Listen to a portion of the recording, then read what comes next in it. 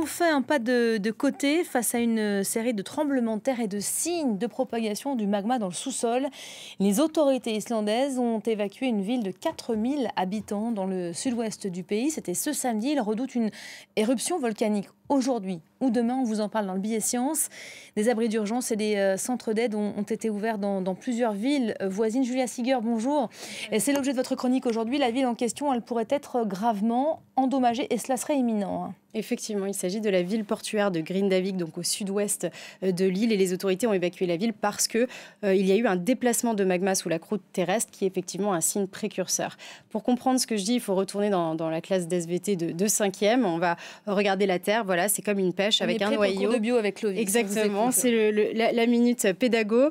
Vous avez donc la Terre qui est comme une pêche avec à l'intérieur un noyau. Vous avez la croûte terrestre qui s'appelle la lithosphère, qui est donc là où nous vivons avec encore des roches solides. En dessous de cette lithosphère, vous avez ce qu'on appelle la sténosphère, où là, vous avez des roches qui sont encore solides, mais on est à des températures à 1300 degrés.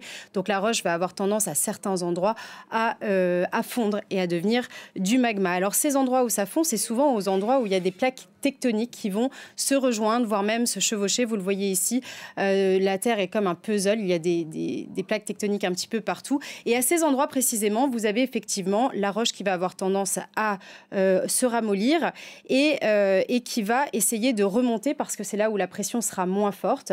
Et quand toute cette lave en fait va se retrouver, ça va créer ce qu'on appelle une chambre magmatique. Ça va ensuite monter à l'intérieur d'une cheminée jusqu'à ce qu'on voit une éruption volcanique, effectivement. Mais la plupart des plaques tectoniques sont en fait dans l'océan et là, ça va changer la donne parce que ça va rapporter énormément de vapeur, d'eau, de gaz carbonique. Et donc, ça va monter dans la cheminée, mais à la fin de cette cheminée, vous allez avoir un bouchon et un petit peu comme une cocotte minute, ça va exploser. Et c'est ces fameuses explosions volcaniques où vous voyez beaucoup de fumée, surtout, pas beaucoup de lave, mais beaucoup de fumée.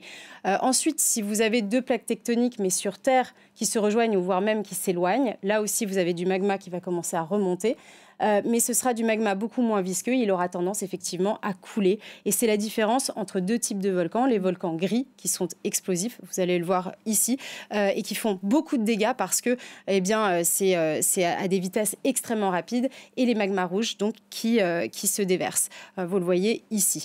Et en Islande, les deux possibilités sont encore ouvertes. Vous avez une fissure d'environ 15 km qui s'est créée près de Grindavik. Et donc là, à n'importe quel moment et à n'importe quel endroit sur cette fissure, une éruption volcanique pourrait avoir lieu. Ça, ce sont les fissures constatées dans la région. Et vous avez une autre possibilité qui est une éruption au fond de l'océan qui provoquerait là beaucoup de dégâts. Pourquoi les deux sont possibles ? Vous êtes quand même en Islande où 33 systèmes volcaniques sont encore actifs aujourd'hui. Alors, on parle d'un événement donc important, sans précédent même, c'est-à-dire ? Oui, c'est étonnant, encore une fois, parce qu'on appelle l'Islande le pays de glace et de feu. On est habitué à avoir beaucoup de volcans en Islande. L'île en tant que telle a été créée par une éruption volcanique. C'est là où se rejoignent deux plaques tectoniques, notamment la dorsale médio-atlantique. Mais là, en fait, ce qui est différent, c'est la vitesse du processus et le taux d'afflux du magma. Pourquoi ? Parce qu'en fait, dans les 3 dernières années, vous avez eu 3 séismes assez importants qui ont encore une fois fragilisé la croûte terrestre. Et donc, encore une fois, ce magma qui pourrait remonter de plus en plus rapidement. Et selon les experts, on assiste en fait à un nouveau cycle d'activité accrue qui pourrait durer des décennies, voire même des siècles. On parle d'une autre éruption aussi qui a fait apparaître carrément une île. Ça se passe au Japon. Exactement. Vous savez que j'aime bien finir mes chroniques sur une note un peu plus positive. Au Japon, une nouvelle île d'environ 100 mètres carrés de diamètre est apparue il y a seulement quelques jours près de l'île de Iowata, au sud de Tokyo. Donc, vous le voyez, le Japon qui donc étend maintenant son territoire grâce à cette nouvelle île. Voilà, je trouve les images assez exceptionnelles. Donc, c'est un volcan gris, ça, pour le coup. Alors ça, c'est un volcan en fait sous-marin. Encore une fois, effectivement, je ne peux pas rentrer dans les détails, mais là, il s'agit d'une éruption qu'on appelle phréatomagnétique et qui donc a fait surgir de l'océan cette nouvelle île. Elle n'a pas encore de nom et pour l'instant, évidemment, elle reste inhabitée. Image impressionnante. Merci beaucoup, Julia. On va continuer à suivre de près donc, la situation à Grindavik, en Islande. Donc, c'est la fin de cette édition. Merci de nous avoir suivis. Restez à nos côtés. Paris Direct revient dans un instant avec aux commandes Julien Fanchoulis. Préparez l'arrivée. À tout de suite.